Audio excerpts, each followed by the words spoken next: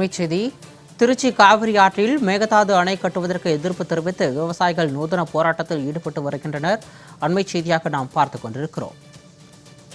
கூடுதல் விவரங்களோடு திருச்சியிலிருந்து எமது செய்தியாளர் இளவரசன் இணைப்பில் இருக்கிறார். வணக்கம் இளவரசன். மேகதாது அணைக்கு எதிர்ப்பு தெரிவிக்கும் விதமாக திருச்சி காவிரி ஆற்றில் விவசாயிகள் சார்பில் போராட்டம் நடைபெற்று வருகிறது. விரிவான விவரம்.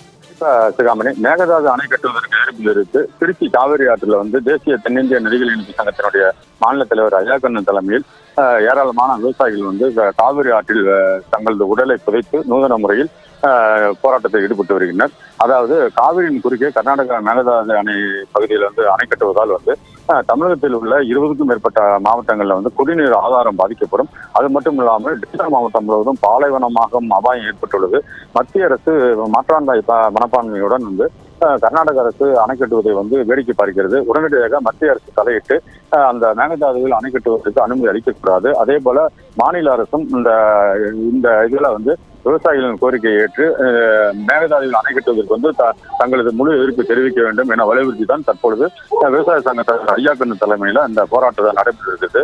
கடும் வெயிலையும் பொருட்படுத்தாமல் தொடர்ந்து அவர்கள் கோஷமிட்டவாறு மத்திய மாநில அரசு உடனடியாக மேகதாதுவில் அணை கட்டுவதை நிறுத்த வேண்டும் என்பதை வலியுறுத்தி இந்த நூதன போராட்டத்தில் ஈடுபட்டு வருகின்றனர். சிகாமணி,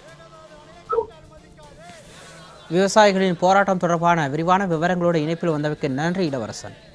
மேகதாது அணையை கட்டாதே கட்டாதே